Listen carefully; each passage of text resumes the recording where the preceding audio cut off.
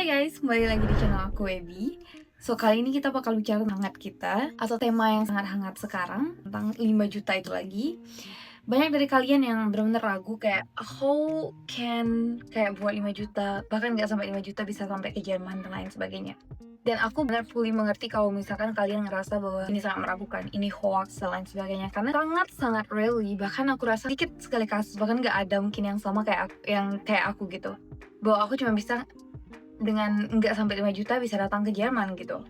Oleh karena itu, untuk menjawab semua komen-komenan ini dan juga kritik-kritik ini di semua video yang aku upload, kebanyakan dari video ini atau video lainnya aku juga baca, aku breakdown semua harga-harga ataupun semua berapa uang yang aku keluarkan di setiap proses visa lengkap.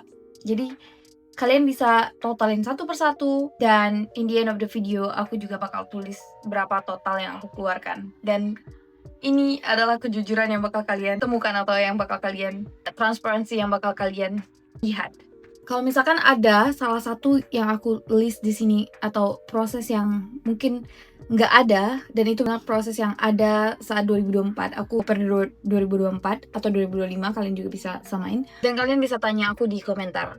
Mungkin aku bisa koreksi, karena totalnya ini nggak nyampe 5 juta juga. Dan aku bisa bilang, kalau misalkan aku bilang 5 juta, kita juga bisa kayak kalkulasiin 5 juta, mungkin 5 juta 100 atau gitu. Sedangkan ini benar masih jauh dari 5 juta. So, kalau misalkan ada yang kurang, aku masih yakin itu masih masuk kategori 5 juta gitu. So, aku udah tulis semuanya di kertas ini. Aku nulis ini selagi aku di luar, ketika aku di taman, dan aku terpikir buat, oke, semua orang lagi resah tentang ini. Jadi ayo kita tuntasin keresahan tersebut. Oke, yang pertama itu A1. Untuk kursus A1, aku menghabiskan Rp1.999.000 atau bisa dibulatin sebagai 2 juta.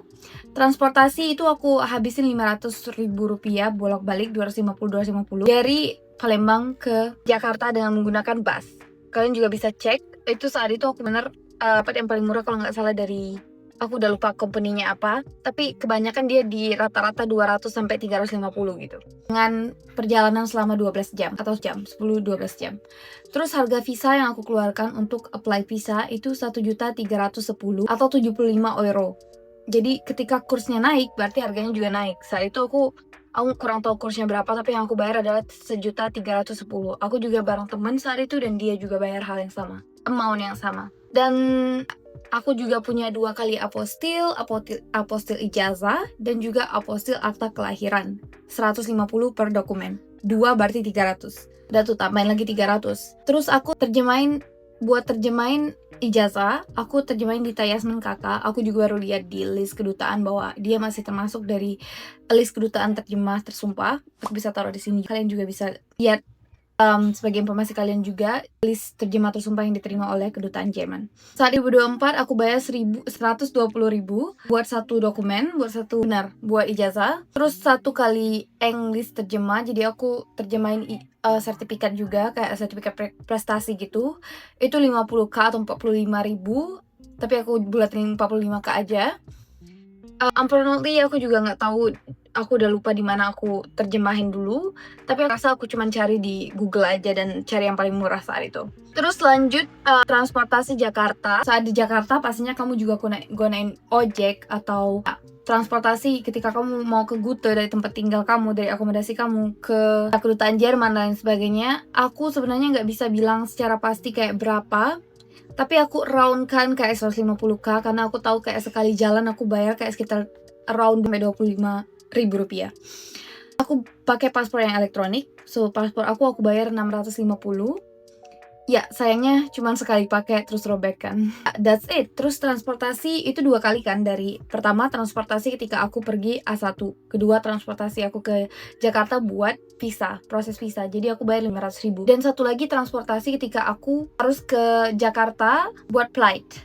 Nah, saat flight itu aku nggak bayar sendiri kalau nggak salah, melainkan kami dibantu oleh buat itu aku dibantu oleh temennya mamaku yang tinggal di aku lupa namanya aku bakal tulis di sini. Jadi kota yang sebelahan sama Jakarta gitu, dan kami juga nginep di sana semalam.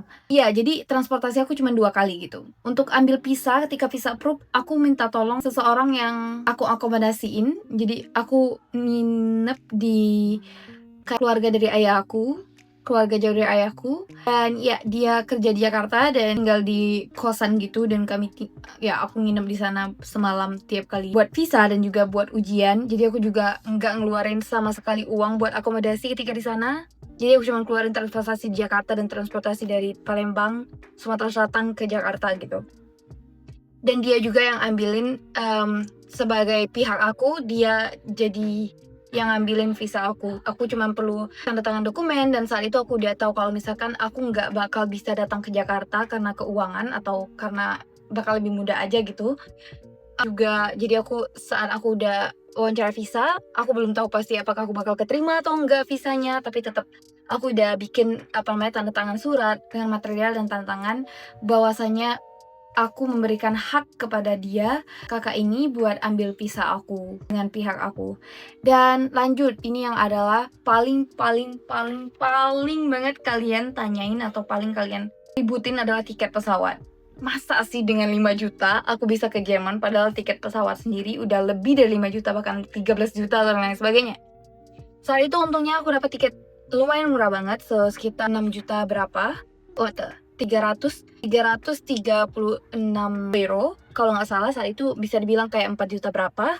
Dan karena aku negosiasi sama host family aku atau keluarga yang angkat aku, keluarga sponsor aku, dan mereka mau cover ini sementara untuk aku.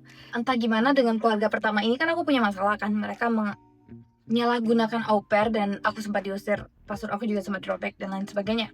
Mereka bilang ya mereka nggak ngerobeknya melainkan anak-anak dan gitu, tapi ya kita nggak akan bahas tentang itu sama sekali, dan aku juga nggak mau cari masalah dengan itu atau juga dengan mereka lagi. Keluarga yang nyelamatin aku bayar semua itu karena mereka nggak mau kasih aku kalau mereka nggak bayar gitu. Jadi apa aja pengeluaran mereka, kirim dokumen dari sini, dari sana ke Indonesia dan lain sebagainya, dari Jerman ke Indonesia, dan pokoknya segala tata bengek, bahkan kayak hal-hal kecil SIM dan lain sebagainya kami perlu bayar ulang karena mereka ngerasa kayak rugi gitu, meskipun aku udah kerja di sana kayak hampir 2 minggu lebih. Aku nggak dibayar untuk itu, but ya, keluarga baru aku bayar semuanya dan mereka suka sama aku setelah lanjut, dan mereka bilang, "No, kamu nggak perlu bayar," gitu. Yang mereka bayar saat mereka jemput aku. Also, it's turned out aku nggak perlu bayar tiket pesawat juga, tapi kalau misalkan benar-benar aku perlu bayar tiket pesawat sesuai perjanjian kayak aku yang awal dengan host family pertama, berarti aku bisa juga bayar dengan uang saku aku di sini. Jadi aku dapat gaji juga kan sebagai au pair, dan aku bayar itu kayak per bulan-bulan dan susun gitu, cicil, ya benar, dicicil dan lain sebagainya. Dan dengan begitu ya aku juga artinya dari Indonesia modalnya cuma segitu, tapi setelah datang ke sini itu ditambahin. So that's all guys, aku bisa bilang totalnya itu adalah segini. Jadi aku bisa katakan dengan total segini aku pergi ke Jerman. So kalian bisa lihat aku udah totalin semuanya, dan totalnya itu 4.580 ribu rupiah.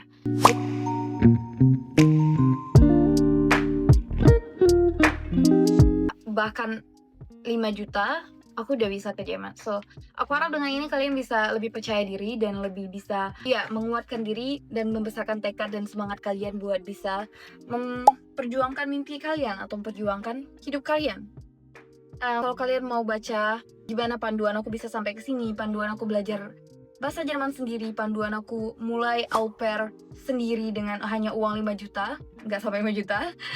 Aku taruh linknya di deskripsi, kalian bisa baca ebooknya di link yang aku taruh, link aku, dan check it out. Aku juga taruh semuanya, CV aku, motivation letter aku, kalau kalian mau cari gimana aku bikin akun au pair world profile, dan gimana aku juga apply ke host family sehingga aku bisa dapat banyak host family. Dan seperti yang kalian lihat aku punya kayak host family yang bener royal, yang mau selamatin aku meskipun aku sempat nggak memilih mereka gitu saat aku di Indonesia.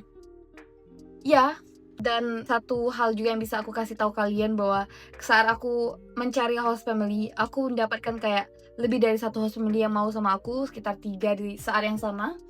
dan itu membuat mereka jadi bersaing dan memberikan salary yang lebih tinggi. Jadi saat aku au pair aku dapat 350 instead of 280 karena mereka mau aku, dan mereka juga kayak oper, oke kalau kamu milik kami, aku bakal kasih kamu winter jacket dan lain sebagainya, kami bakal take care of you dan lain sebagainya.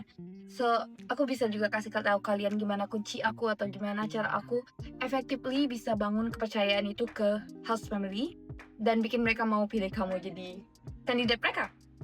So check it out, ebooknya ada di bawah.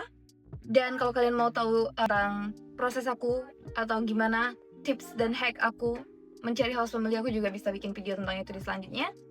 Thank you for watching, and aku harap ini bisa membantu kalian dan ya menyelesaikan resah di hati kalian. Cusi.